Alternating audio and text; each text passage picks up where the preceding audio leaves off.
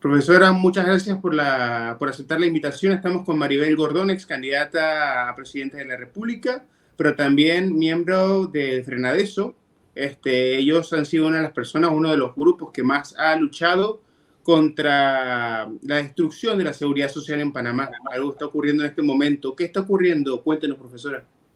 Sí, buenas tardes, gracias por la invitación. Hola Hugo, ¿cómo estás? Bueno, en Panamá se vive un proceso complejo en términos de la seguridad social, un tema que no es nuevo, un tema que ha querido ser impulsado desde la lógica de los sectores de poder económico, desde los gobiernos, que implican imponer a la población trabajadora un conjunto de medidas que lesionan, que vulneran sus derechos sobre la seguridad social. En estos momentos, esta semana, uno de los debates fundamentales o uno de los problemas fundamentales ha sido el nombramiento del nuevo director de la Caja del Seguro Social, el señor Dino Mon, cuyos antecedentes están en el 2005, un señor que viene del equipo de actuarios de las aseguradoras en este país. Es una persona que es el responsable de la incorporación de medidas paramétricas y cuentas individuales en el 2005 que han profundizado la crisis y que, como bien ha dicho la OIT, lo que se hizo desde el punto de vista técnico y se le impuso a la población panameña era incorrecto. Nosotros lo advertimos en el 2005. En estos momentos, con una votación en la Asamblea Nacional de Diputados que ha sido cuestionada por la falta de transparencia, con 22 votos en contra y 38 a favor, el señor Dino Mon sale como candidato en representación de los grupos del poder económico. Era la figura ungida por el actual presidente de la República, el señor José Raúl Mulino. Esto ha despertado la preocupación de diversos sectores del movimiento social panameño, dada la trayectoria que tiene Dino Mon y que ha sido muy claro y muy reiterativo en imponer medidas paramétricas en este momento, en imponer las cuentas individuales para el programa de invalidez, vejez y muerte, pero en el caso de el programa de enfermedad y maternidad está planteando seguir la ruta que planteó el Banco Mundial en el 2015, que significa llevar la salud del pueblo panameño a una especie de estructura que está dirigida a la privatización, que está dirigida a convertir la salud y la seguridad social en una mercancía y a establecer desde el Ministerio de Salud la fuente rectora, no de la salud, sino la fuente rectora del proceso de privatización que se ve traducida en los intentos de crear paquetes de salud, de seguir externalizando las consultas médicas, de seguir externalizando los laboratorios, el material quirúrgico y de mantener la estructura oligopólica que existe en términos de los medicamentos en la Caja del Seguro Social. Pero más allá de eso, que sean los asegurados, los trabajadores, los que financien la salud, lo cual es contradictorio con lo que dice y establece la Constitución panameña, que plantea que el Estado es el responsable de garantizar salud a todos los panameños y panameñas.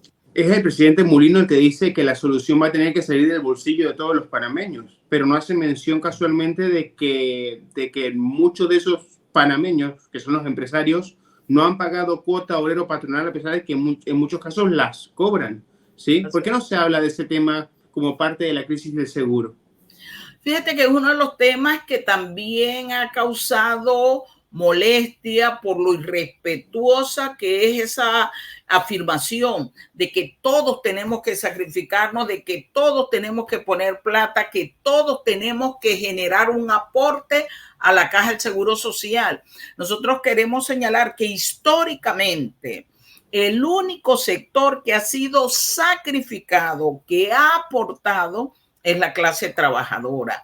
clase trabajadora a la cual se le ha ido cercenando los derechos a la seguridad social con la imposición de paramétrica, de fijar la edad a la madre para ser beneficiaria, con las externalizaciones en el servicio de salud, con la estructura oligopólica y monopólica. Se nos ha aumentado la edad, la densidad, las cuotas, los años para el cálculo del servicio y se nos ha reducido las pensiones, el monto de las pensiones. Pero además el sector empresarial tiene una deuda con la Caja del Seguro Social arriba de los 300 millones de dólares. Deuda que ha sido subestimada por el actual director de la Caja del Seguro Social, el señor Mon, que dice que eso no resuelve el problema, pero es parte del problema porque se constituye en el saqueo permanente e histórico contra la Caja del Seguro Social. Son cuotas que se le descuenta al trabajador, el empresario lo retiene y no lleva a la institución. Desde el punto de vista de la apreciación del movimiento social, esto constituye un delito que no está siendo perseguido. No se ha planteado con seriedad recuperar esa deuda de más de 300 millones, pero se le pide en cambio a el sector trabajador que una vez más se sacrifique. Es el único sector que se ha sacrificado, mientras que al sector empresarial se le han entregado los fondos de la Caja del Seguro Social, que se les ha permitido que los coloquen en el mercado especulativo. Se le ha entregado parte de la reserva. Se le mantiene las estructuras oligopólicas de que han sido denominadas incluso por algunos directores de la Caja del Seguro Social a la mafia farmacéutica. Ha sido un proceso creciente de entregar recursos en la Caja del Seguro Social. Entonces, ¿cuál ha sido el sacrificio del sector empresarial? Ninguno. Y el sector gubernamental históricamente ha utilizado la caja como aval de la deuda pública y caja menuda de los gobiernos. Eso lo podemos comprobar. Hemos sacado algunos documentos que según uno de ellos se denomina 80 años de saqueo a la Caja del Seguro Social, donde ponemos en el tapete cada uno de los casos, desde la creación de la caja hasta el 2022. Allí está, el presidente ha dicho que me digan nombre y apellido. En ese documento que se le entregó al señor Mulino están los hechos, los nombres y apellidos y lo que eso ha representado para la Caja del Seguro Social y para los asegurados. Profesora, Dino Mon, el otro día, después de la votación, que lo hizo director,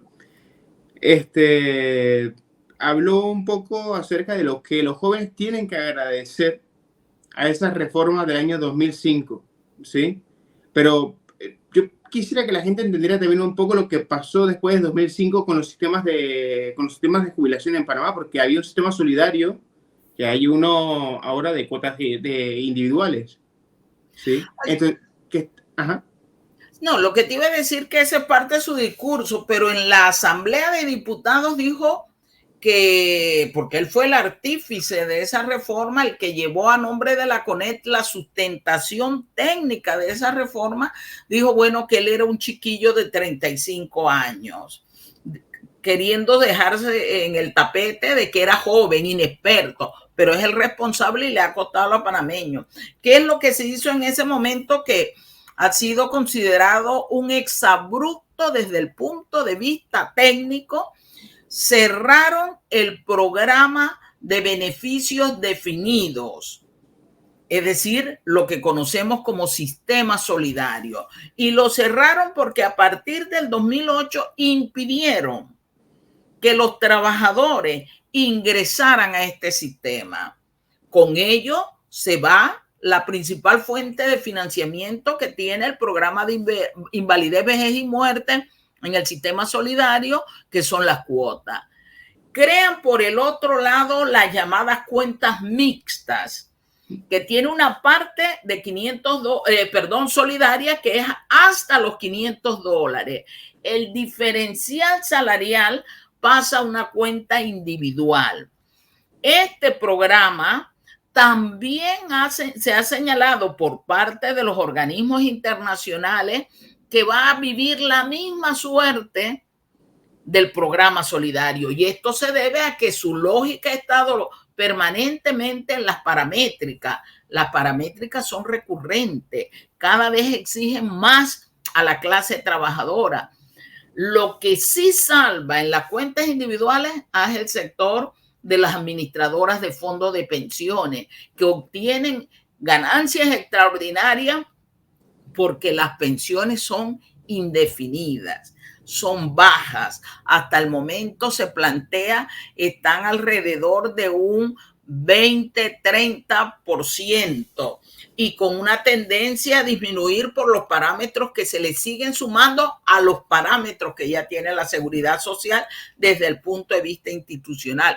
Entonces son pensiones de hambre, pensiones que en un mercado en crisis, por ejemplo, cuando vivimos la pandemia, estas administradoras de fondos de pensiones a un sistema que le llamamos CIACAP, le cargaron al beneficiario, le cargaron lo que ellos señalaban era la pérdida que habían tenido durante la pandemia. No la cargó la empresa.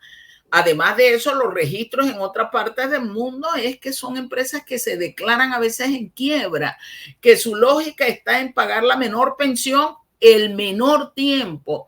Y de allí que los panameños desde el 2005 estamos señalando que la lógica de estas reformas neoliberales son trabaja más, paga más, cotiza más, cobra menos y muérete rápido.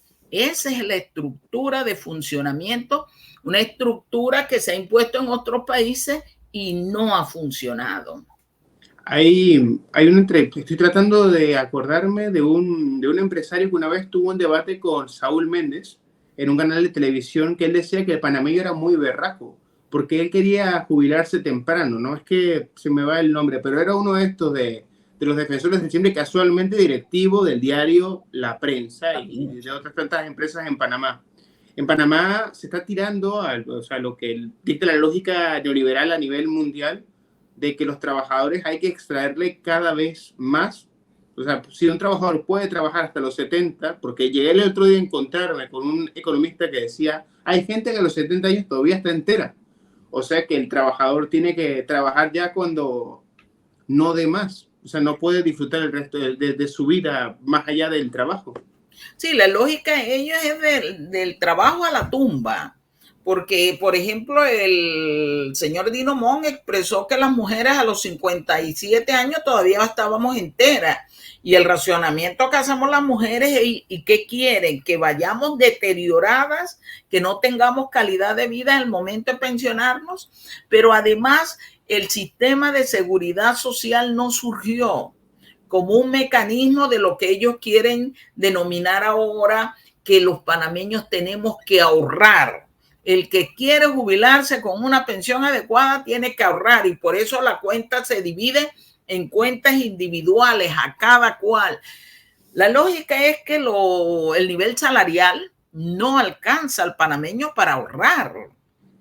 La contribución y el desgaste que hace el panameño cuando se ejerce como fuerza de trabajo para generar riqueza a este país no está siendo compensada ni en su vida laboral y quieren eliminarla en su vida del retiro una vez culminado su proceso de fuerza de trabajo activa. Y además de eso le estamos diciendo a la juventud que no se va a pensionar, producto de que en Panamá una de las características que se vive es un mercado inestable, con informalidad laboral, con bajo salario y sin prestaciones, como dice la OIT, un mercado precario. Y en esa precariedad la quieren extender. Hay que recordar que la filosofía neoliberal tiende a plantear la lógica que hay que desregularizar el estado de bienestar y dice porque tiene un costo alto. Pero aquí no se cuestiona los procesos de corrupción, las transferencias que se le dan a las empresas y todas las canonjías que se establece ese sector privado. Y por eso es que ellos dicen, hay que sacrificarse, pero cuando hablan de sacrificio, clase trabajadora, clase obrera, y es parte de la discusión que estamos sosteniendo. Por ejemplo, ahora nos están planteando pasar a los 65 años, que en el caso de los hombres significa 3 años más, pero en el caso de las mujeres 8 años más, y hay que recordar que las mujeres entramos más tarde al mercado laboral. En algunos casos tenemos un apartado para nuestra vida reproductiva, regresamos, tenemos los menores salarios y quieren condenarnos efectivamente a una vida precaria porque si ganamos poco, entramos más tarde, se hace más difícil cumplir uno de esos requisitos que es la edad. Pero no se quedan en 65 años. La propuesta del FMI dice, y de allí paulatinamente hasta los 70. Sí. El señor Dinomón en una de las entrevistas habló, igual que el ministro de Economía y Finanzas, de que más o menos los ajustes paramétricos se deben dar cada 2 años. Y esto lo que enfatiza es efectivamente una lógica que no propende, como dice la Constitución, a una vida decorosa del trabajador y su familia, entre otras cosas. Pero además nos plantean aumentar la densidad de 240 a 300 cuotas. Hoy cumplimos esas 240 en 20 años, pero llevarla a 300 implicaría 5 años más.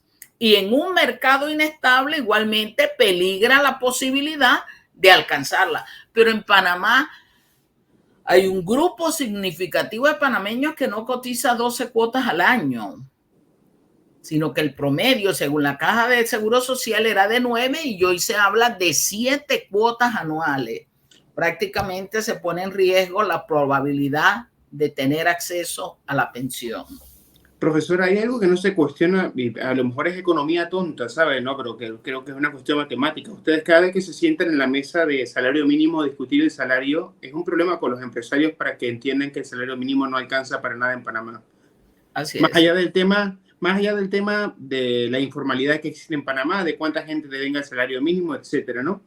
Pero salarios pobres y trabajo basura se traduce en pensiones basura, pero también en aportes precarios a la seguridad social. Así es, así es. Por eso nosotros hemos señalado que si queremos resolver el problema de la seguridad social tenemos que ir a las causas.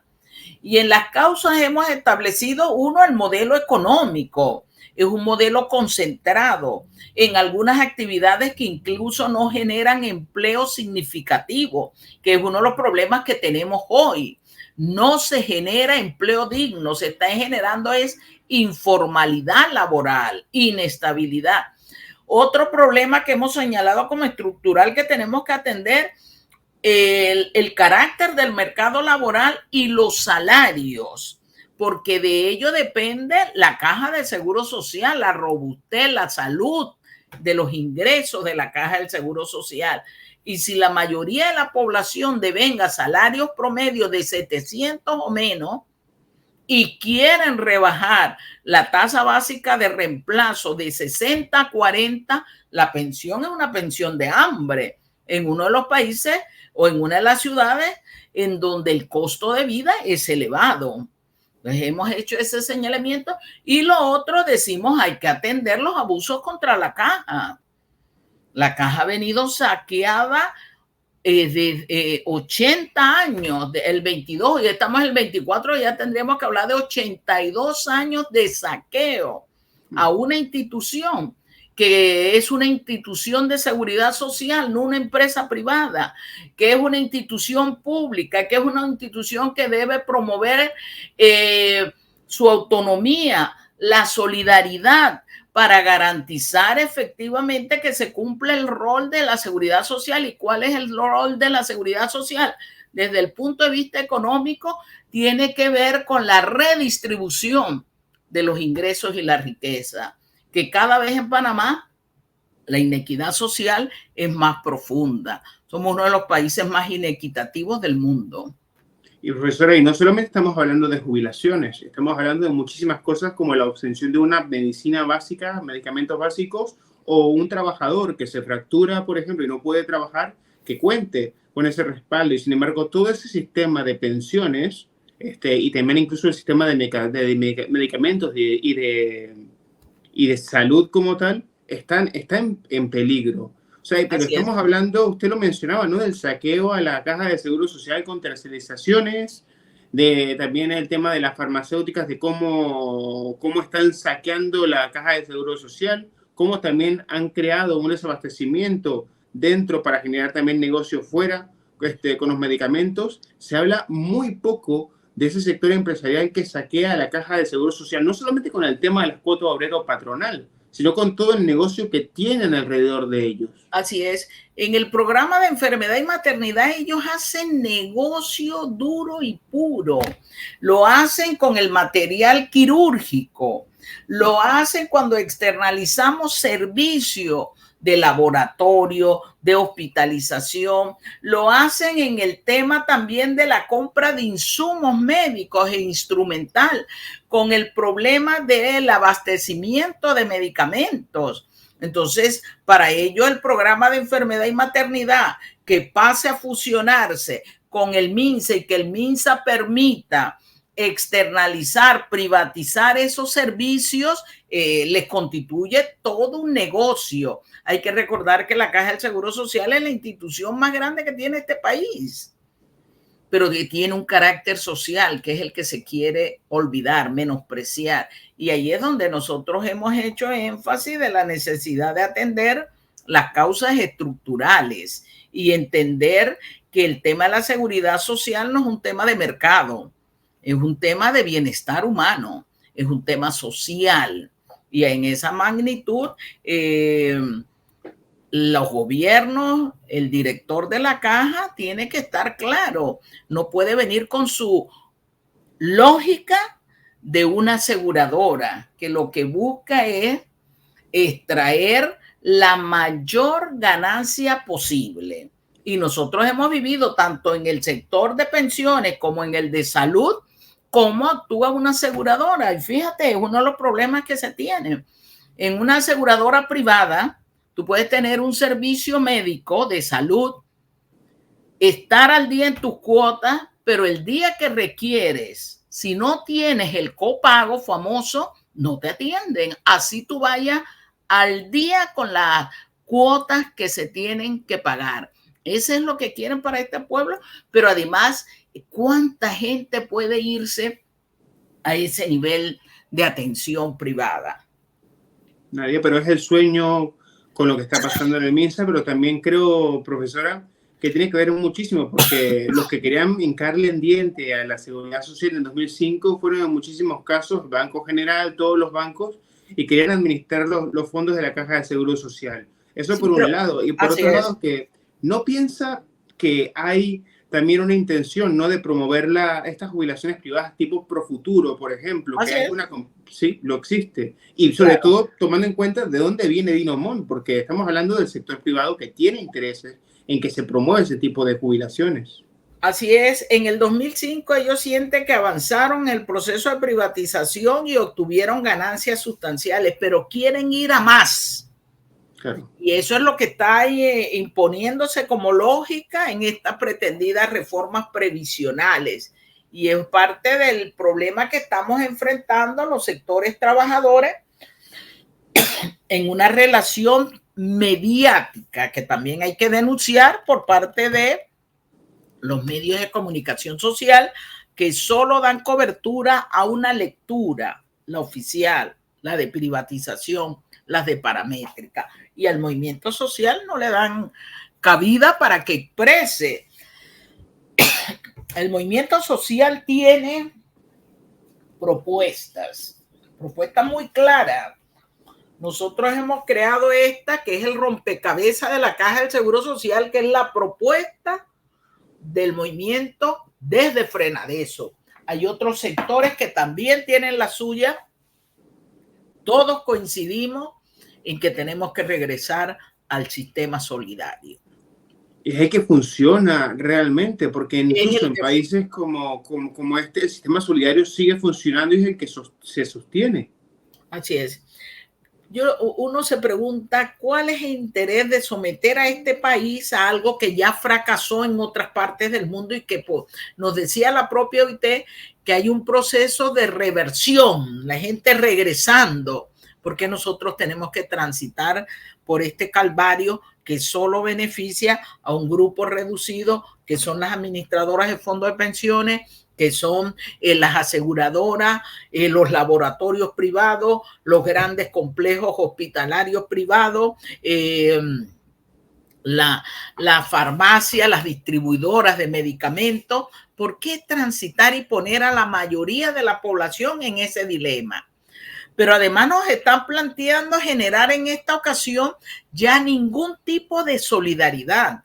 Plantean tres cuentas individuales, la que llaman la no contributiva, que es 120 a los 65, que cada vez es más restrictiva. Es una pensión de hambre con $120. La población adulta mayor no logra cubrir su necesidad de alimento y de medicamentos. Entonces, ¿cuál es el tránsito al cual estamos llamando? Y muchos de los cuales no se logran jubilar precisamente por empresarios inescrupulosos que no trasladaron las cuotas que les descontaron a la institución. Se les ha condonado deuda, se les hace arreglos de pago sin establecerles mecanismos de penalización. Todo eso ha sido a favor del sector empresarial. Y es parte de las cosas que estamos señalando. Están planteando un pilar que es el contributivo, y ese pilar contributivo dice puede ser público o privado. Y ahí es donde dicen no hay privatización. Caramba, la propuesta de la CONER, la propuesta empresarial ha sido clara, tajante.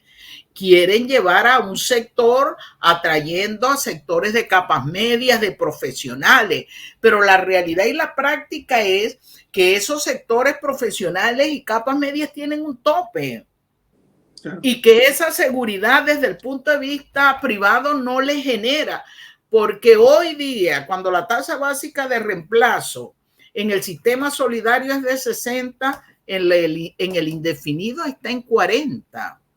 Y eso que tienen un componente solidario que son los primeros 500 balboas. Ellos están hablando de 37%. Tuvimos un intercambio con la OIT y algunos compañeros de otros países nos dicen las pensiones en algunos países de América Latina están en el 19%, en el 21%, en el 13%. Es decir, de cada $100, 13, ¿quién puede vivir con ese nivel? Nadie. Y tomando en cuenta también el tema inflacionario, yo he conocido jubilados que tienen jubilaciones de los años 80, cuando el salario en Panamá estaba en $300, $400, están ganando una fracción que no alcanza para nada. Me decía una señora, yo con mi jubilación tengo que mantener a mis nietos y todo eso. El salario no alcanza ni siquiera para la canasta básica. La gente tiene que saber que en Panamá la canasta básica más calculada supera o está cerca de los 400. Ustedes la han calculado en cerca de $1.500 para tener una alimentación correcta. Nosotros hemos hablado de 1.864 balboas. Este fue el último informe que se dio. ¿Cuántos panameños ganan más de $1.000? E incluso ganando $1.000 no logra cubrir la canasta. Pero es que no es un salario para un país como Panamá, $1.000, profesora, pero el tema es que si usted suma todo, nos están diciendo no solamente eso, que se tiene que trabajar hasta los 70, pero después de los 70 hay que irse a la casa. No solamente descubrir, sino a morirse de hambre, porque usted me manda con una jubilación de hambre y no puedo comprar alimentos ni pagar lo básico, voy a morirme después de trabajar, no sirvo más. Y que ellos quieren que viva el menor tiempo posible después de jubilarte. Y han utilizado el criterio de la expectativa, la esperanza de vida al momento de nacer y la expectativa de vida después de pensionarte. Pero lo hacen homogéneo, como si todos los panameños y panameñas tuviéramos la misma condición. Y hay que señalar que los 2 primeros quintiles viven en pobreza, aún trabajando son pobres. Y eso es lo que no se considera cuando se valora este tipo de reformas previsionales, que además no toma en consideración la perspectiva de género, que está expulsando prácticamente de la oportunidad y la probabilidad de pensionarse a la juventud, y que está colocando en la miseria a los trabajadores al momento de pensionarse. Nosotros estamos viviendo en un país cuya edad promedio va en aumento. ¿Qué clase de sociedad vamos a tener? La definición es esa. ¿Qué clase de sociedad queremos construir? ¿Hacia dónde queremos ir? Y la discusión por eso de la seguridad social va más allá de lo que ellos quieren establecer como el límite para conversar, y dicen solo podemos conversar sobre lo actuarial. Caramba, la seguridad social es más que lo actuarial, es más que lo financiero, y nos quieren encasillar en esa retórica, misma retórica que en el 2005, a pesar de que hablaron que el problema era técnico, cuando el equipo técnico de Frenadeso le dijo, bueno, aquí estamos y hagamos el debate, nunca quisieron hacerlo. Pero que esos debates, profesora, ya para ir cerrando, usted sabe lo que son los debates en Panamá y esas mesas de negociación. Lo sabrán ustedes, que ustedes han vivido varias mesas de negociación, sobre todo en 2005, donde prácticamente los traicionaron, porque establecieron un método de debate mediado por la ONU, ¿sí? Y que al final decidieron que era otro método para que se pudiera imponer lo que había dicho el gobierno. Así es. Fuera de la mesa, supuesta mesa del diálogo, se impuso el Pacto de Gamboa. Algunos sectores del movimiento social traicionaron, algunos sectores gremiales, algunos han hecho hoy reflexión y están claros de eso. Nosotros estamos planteando la necesidad de la unidad, de la lucha en conjunta, de no aceptar diálogos de yo con yo. Y para ello hemos dicho es necesario un diálogo real, profundo, integral, y hemos establecido 20 condiciones para que ese diálogo se dé como debe ser. Un diálogo en donde tengan ellos ya toda la estructura, la metodología definida, es entrar en un proceso donde no hay debate real, ¿no? Claro, y también generar también la conciencia como lo que ocurrió en aquellas protestas, ¿no? Con el alza de combustible, etcétera, para que la gente sepa lo que se pone en riesgo también. Porque lamentablemente con el gobierno que se tiene, que como lo anunció, muy parecido al de Ford aquella vez, que era un gobierno para empresarios y de empresarios, yo dudo mucho que se vaya a hacer algo que se escape al guión que normalmente se suele seguir en Panamá. Panamá es un país que se maneja como si fuese una junta directiva de la PEDE. Sí. Y es eso, profesora. Profesora, le agradezco muchísimo porque fue muy interesante y de verdad aporta. Y esto es algo que está en desarrollo y que seguramente vamos a tener más noticias. ¿Sí? ¿Cómo no? Gracias por la invitación, y nosotros, el movimiento social ha llamado a que esta caja no se vende, esta caja se defiende. Estamos preparándonos. El día sábado 14 hay un evento del movimiento social panameño en el Paraninfo de la Universidad de Panamá, donde se va a estar discutiendo, debatiendo sobre este tema. Muchas gracias, profesora. A la orden. Tenemos.